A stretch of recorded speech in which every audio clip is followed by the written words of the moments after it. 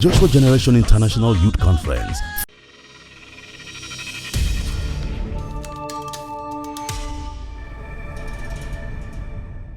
Greetings, everyone. I wish you all a very happy and blessed Easter. Easter is a time of hope, so I wish you great blessings of God as you meet during this conference. I congratulate His Grace, the Most Reverend Henry Ndukuba, Archbishop Metropolitan and Primate of the Church of Nigeria, Anglican Communion, for being youth-focused and for your vision to give hope to the youth.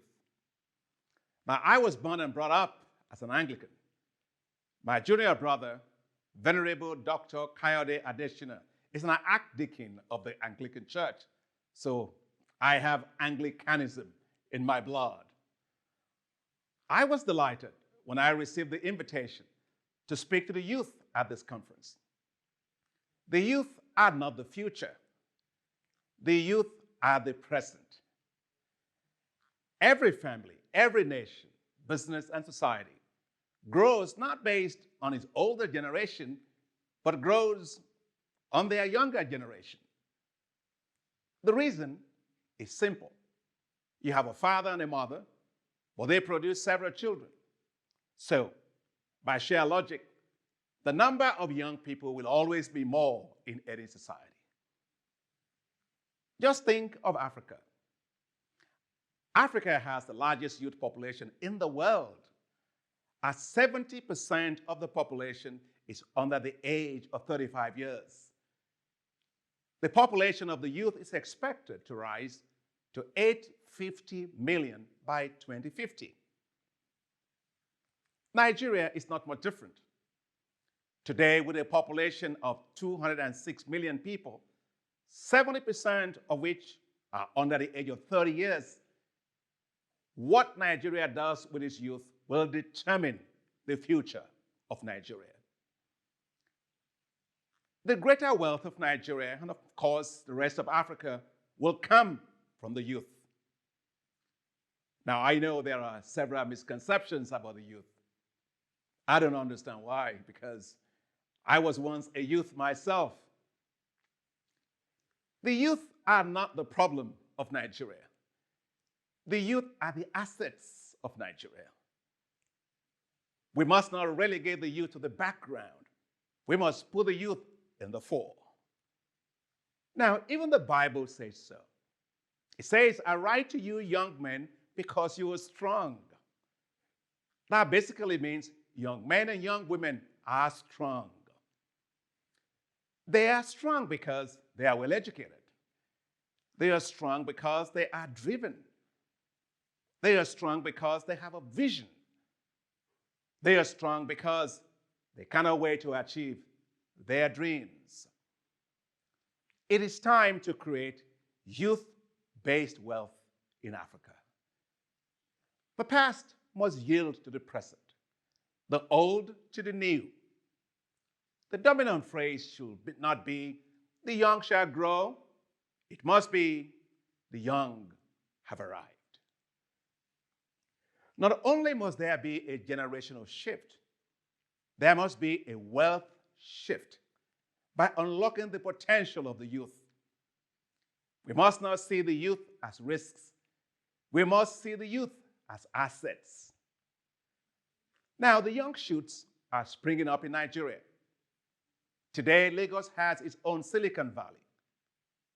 Yabacon Valley has emerged as one of the leading tech hubs in Africa, with between 400 and 700 active startups worth over $2 billion, second only to Cape Town.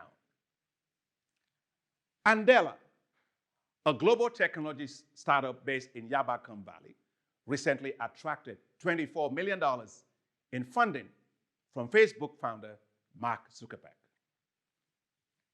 The $200 million investment by Stripe, a Silicon Valley firm, in local payments company called Paystack, and the $400 million in 3 different fintech companies in just 1 week in 2019 signals the huge potentials of Lagos and Nigeria to attract global digital commerce and financial services.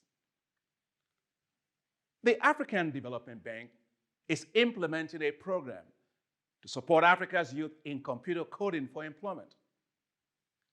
Launched in 2018, the bank's Youth in Africa Coding for Employment program has already equipped over 80,000 young people with ICT skills to enhance their employability in this digital era.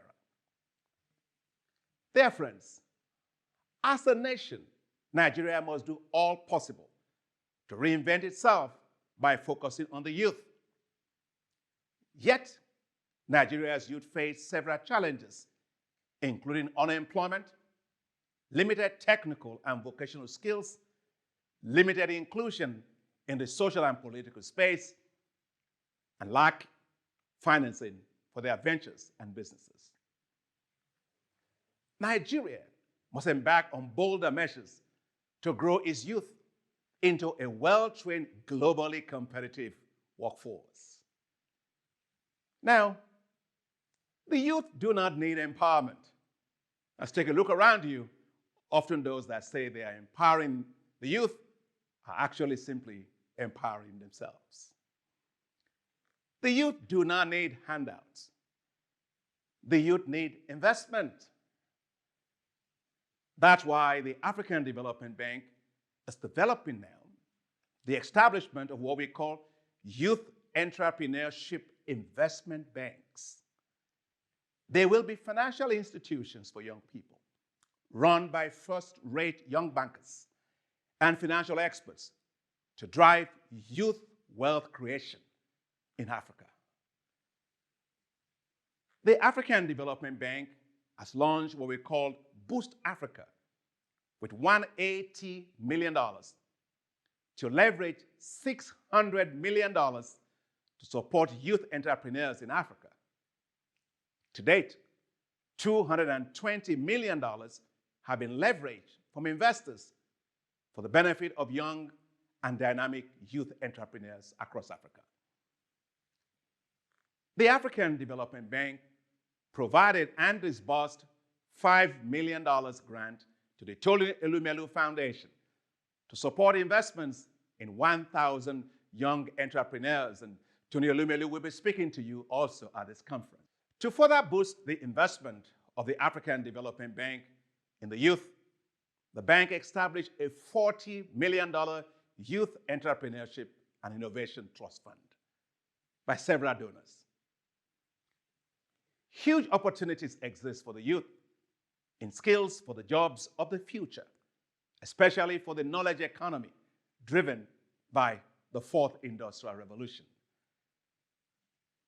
The African Development Bank's Coding for Employment program is currently working with Microsoft to support Nigerian government to launch a national digital skills training program called Digital Nigeria, with the goal of training 5 million youth in Nigeria in digital literacy.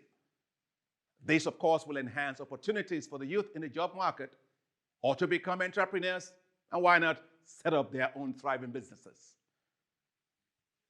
Huge opportunities exist for the youth in agriculture. You might wonder, why? Well, consider this.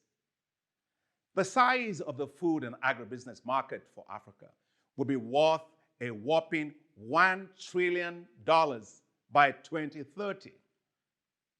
So, my friends, the millionaires and billionaires of Africa will no longer come from the oil and gas business. They will come from agriculture. Think of it. Nobody drinks oil.